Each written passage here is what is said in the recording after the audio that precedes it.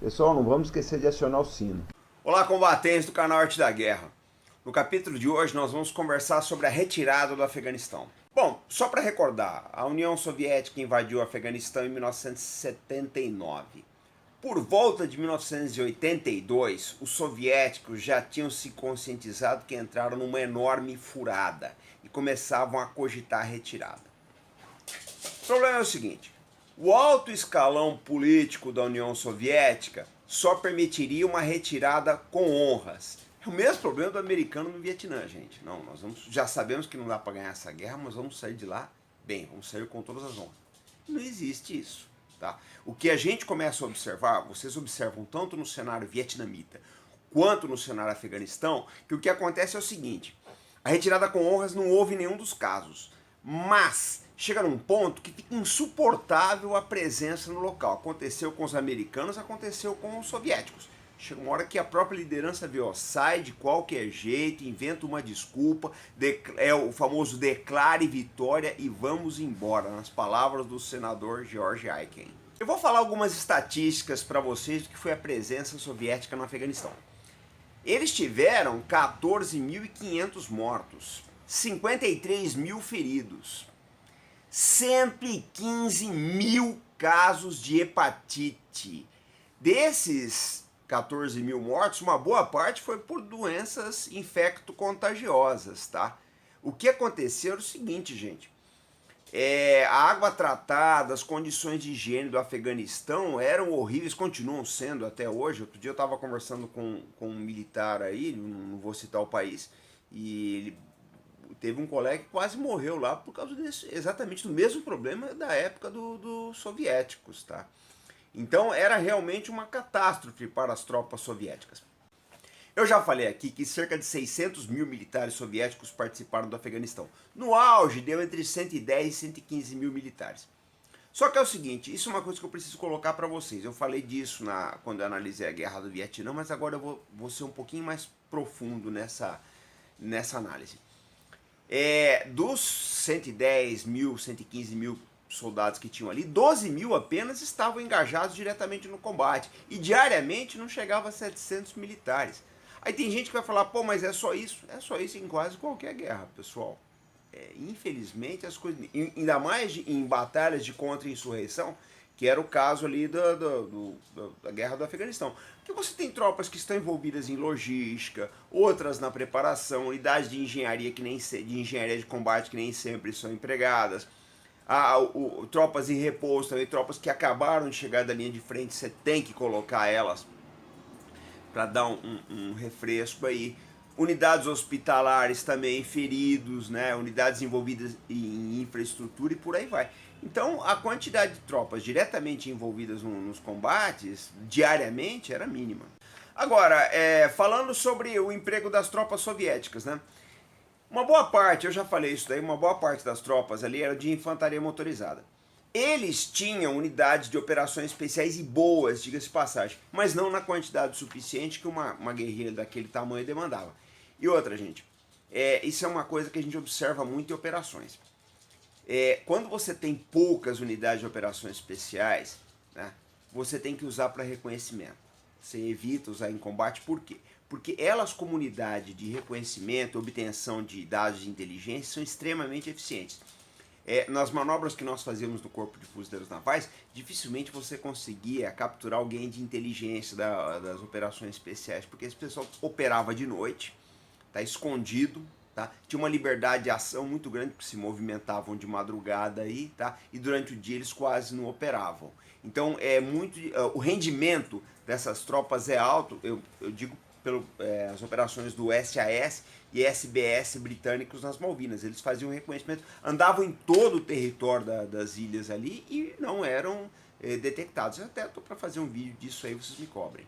Bom, eu vou falar um pouquinho das lideranças, tá, dessa guerra aí e voltar à retirada. Esse senhor que vocês vão ver na foto agora é o Ahmed Shah Massoud. Vamos dar uma olhada nele e dar uma perfilada. Esse aí é o Ahmed Shah Massoud, uma das lideranças afegãs mais conhecidas no Ocidente. Além de um bom soldado, ele era um administrador muito competente, tá? Organizou serviços de justiça, saúde e outras atribuições no Estado nas áreas militares que ele controlava. As decisões do Massoud eram muito inteligentes e impunham muitas baixas aos soviéticos, né? Ele estudou o Mao Tse Tung, Che Guevara e outras lideranças militares aí. E além de impor a lei e ordem nos seus territórios, ele ganhava cada vez mais adeptos, né? Ele começou a guerra com mais ou menos aí 1.000 soldados, em 84 ele já estava com 5.000, em 1989 ele tinha mais de 13.000 militares sob seu comando. Militar é uma maneira de dizer, né, pessoal? Era o efetivo dele, que era um misto de milicianos, assim, com outros tipos de tropas, mas com treinamento e uma efetividade operacional muito boa. Do lado soviético se destacou o general Boris Gromov. Vamos dar uma olhada nele também, vamos conhecer o Gromov, que é um general interessante. E esse é o jovem general Boris Gromov, uma pessoa de muita coragem que acabou angariando muito prestígio no exército soviético, né? Tem uma história do Gromov interessante. Uma vez ele precisava revelar as posições dos Mujahideen, né? Então eles soltaram vários bonecos lá de paraquedas, os Mujahideen achavam que eram tropas paraquedistas e começaram a atirar. Aí a aviação viu, foi lá e contra-atacou. Quer dizer, foi um ardil interessante aí. Nessa última foto, vocês veem o Boris Gromov com o Vladimir Putin. Ele seguiu uma carreira política interessante depois da guerra. E aqui vocês veem a famosa última foto do último militar soviético a deixar o Afeganistão, que foi o general Boris Gromov. A retirada soviética se deu em dois contingentes, tá? O primeiro foi de 15 de maio a 16 de agosto de 88 e o segundo de 15 de novembro a 15 de fevereiro de 89. Sendo que o general Gromov, que eu já mostrei para vocês, foi o último soldado soviético a deixar o Afeganistão. Ele está vivo hoje, o Gromov era muito novo naquela época. Eu quero deixar uma reflexão aqui para vocês sobre a guerra do Afeganistão, tá? Vocês veem o seguinte, é muito fácil começar uma guerra, é extremamente fácil. Acabar com ela é que é o problema. Por exemplo, a União Soviética deixa o Afeganistão em 88, 89, já sob o governo de Mikhail Gorbachev. Só que o Gorbachev, ele saiu de lá por vários fatores. Primeiro, porque aquilo estava exaurindo a União Soviética.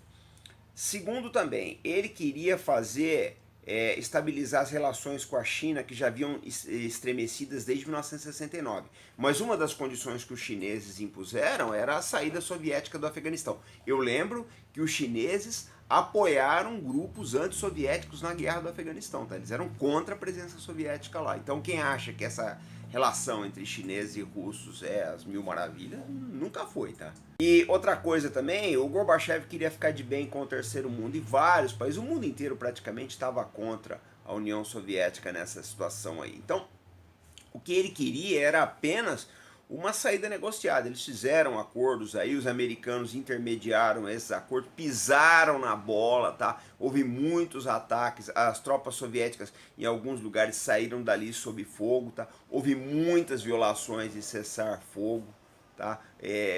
Muita atrocidade ali, foi uma guerra realmente cruel.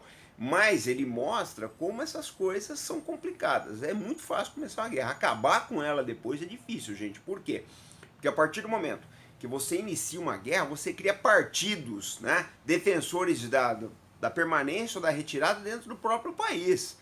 Você cria uma divisão e é muito difícil depois conciliar esses grupos aí. Então eu acho o seguinte, eu vejo o pessoal analisando a guerra de uma forma muito simplista, tá? Mas não é assim. E a retirada do Afeganistão, soviética do Afeganistão, ela mostra isso. Como a retirada americana também, a saída dos americanos no Vietnã, ele deixa esse argumento que eu usei para vocês aí bem patente. Outro problema também que os soviéticos enfrentaram ali é o seguinte, né? Quando você vai acabar uma guerra, que você está apoiando uma facção, você tem que lembrar o seguinte, a partir do momento que você sair dali, essa facção vai ser massacrada. Aconteceu com os aliados americanos do Vietnã e ia acontecer com os aliados dos soviéticos. Então esses aliados faziam uma pressão muito grande para que os soviéticos mantivessem tropas. O Eduard Shevardnadze chegou a levar para o Mikhail Gorbachev uma proposta de manter alguns voluntários no Afeganistão para ajudar o governo, mas o Gorbachev ele refutou aquilo ali porque ele sabia que era uma furada, tá? Ele pode-se dizer o que quiser do Gorbachev, ele tem vários críticos aí, tanto no Ocidente, muito mais na Rússia. Mas acho que uma coisa importante ele fez, foi sair daquele atoleiro que era o Afeganistão, tá? Pessoal, isso é muito importante, vocês têm que refletir muito sobre isso. Eu vejo muita gente falando em intervenção militar nesse país, naquele outro. Vocês têm que pensar, gente. Essas coisas a gente sabe como começa, não sabe como acaba. Eu vou lembrar um caso para vocês. O apoio, a presença brasileira no Haiti sob a direção da ONU, tá? O Brasil, mesmo querendo, para sair dali já era uma coisa complicada, e não era uma guerra, nós não estávamos fazendo uma intervenção, tá? Nós estávamos ali atendendo um pedido da Organização das Nações Unidas, e mesmo assim, para a gente sair de lá, levou bastante tempo, quer dizer, é uma intervenção completamente institucionalizada. Vocês imaginam uma guerra, tá? Que já é uma coisa sem controle, como fica difícil sair da mesma. Pessoal, eu separei aqui alguns livros, tá? O pessoal vive me pedindo para ensinar táticas de combate. Então eu separei vários livros aqui, principalmente do Kindle, que explicam táticas de combate, tanto dos soviéticos quanto da guerrilha do Afeganistão. Vamos dar uma olhadinha. Bom, gente, o primeiro é esse aqui, Afghan Guerrilla Warfare, né? Que fala das táticas dos mujahidins na guerra do Afeganistão. Esse outro já fala das operações soviéticas no Afeganistão, é o outro lado. Eu lembro que estão disponíveis no Leia Mais, vocês podem dar uma olhada na Amazon. Já esse aqui se refere às operações americanas e britânicas, né? Já é um outro ponto de vista, mas do mesmo teatro de operações. Esse aqui é mais um que fala de táticas mujahidin também, só que é de outros autores, tá? Esse aqui, Afeganistão, Cemitério de Impérios, que é como os chineses chamavam aquele país, relata as operações americanas contra a Al-Qaeda, já no início deste século.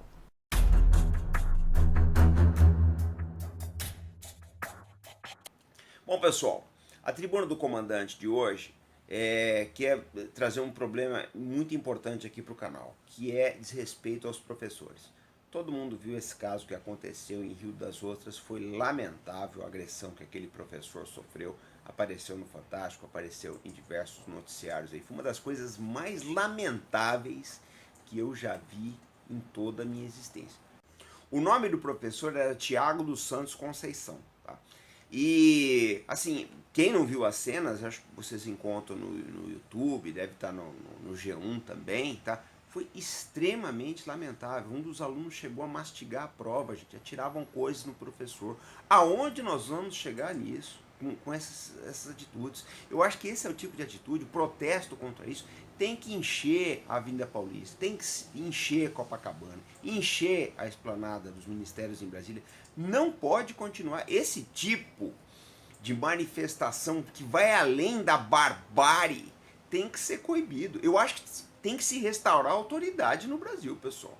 Nós não vamos chegar em lugar nenhum. As pessoas não podem fazer o que elas querem. Nós não podemos aqui aprovar atitudes. Aquilo foi selvageria, pessoal. Desculpa, mas foi selvageria. Aquele pessoal tinha que estar preso. Tinha que estar preso. Menor de idade, medida socioeducativa nele. Mas não pode continuar. As pessoas não podem continuar na rua, não. Elas são uma ameaça à sociedade. O nome é esse. Não tem outro. Por que eu digo isso? O professor é a base da nossa sociedade, é a base, gente, é quem vai formar os novos cidadãos, quem vai direcionar as novas gerações aí, tá? Para a convivência, para o progresso. Então ele tem que ser muito valorizado, não é isso que acontece no Brasil, não é isso que acontece, nós chegamos eu acho que aquilo ali para mim, se houver um dia, daqui a 100 anos, né? Uma prova do fundo do poço que a nossa civilização chegou, foram aquelas cenas, eu achei extremamente lamentável. Então eu acho o seguinte, isso precisa mudar, nós temos que ter leis mais restritivas, a figura do professor tem que ser valorizada e esse tipo de atitude por parte das pessoas, sejam eles maiores de idade ou menores, tem que ser coibido, gente. Se as leis atuais não estão conseguindo coibir isso, porque os alunos em boa parte são menores de idade, nós temos que começar a rever isso daí, pessoal. Aí não dá. Tá? Dizer que é contra só porque uma questão de bom mocismo, eu acho que não resolve o problema. A gente tem que ter um pouquinho mais de honestidade intelectual e começar a debater isso. Pessoal, esse foi o vídeo de hoje. Nós estamos voltando semana que vem aí com a Guerra do Golfo, tá? Essa semana eu quero ver se eu faço um vídeo sobre os Harrier espanhóis, que eu recebi muito material aí, tô tentando compilar ainda.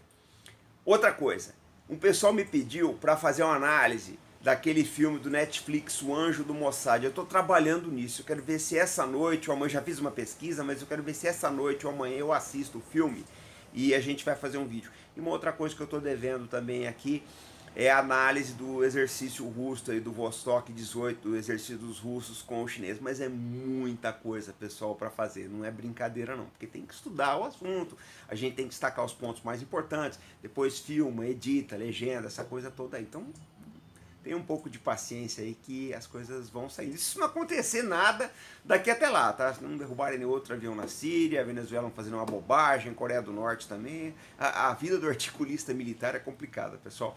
Então, mas é um prazer muito grande trabalhar com vocês. A gente tem assim um carinho enorme pelo assinante aí, né? Temos um apreço muito grande por vocês aí. O que anima são os comentários de vocês, as palavras aí, isso deixa a gente realmente, não tem preço isso, pessoal. Às vezes a gente está cansado, é madrugada, você está editando o filme, entra um comentário legal, você fala, puxa, não tem preço. Tem aquele pessoal que fotografa a televisão, estão vendo o YouTube pela TV, tá? Com a família junto, fotografa, manda pelo zap, manda pra cá. Poxa, pessoal, não tem preço essas coisas aí, tá? Isso enche o coração da gente de alegria, tá ok? Então nós estamos voltando amanhã, sempre com responsabilidade, compromisso e fé nesse país, pessoal. Vamos lá!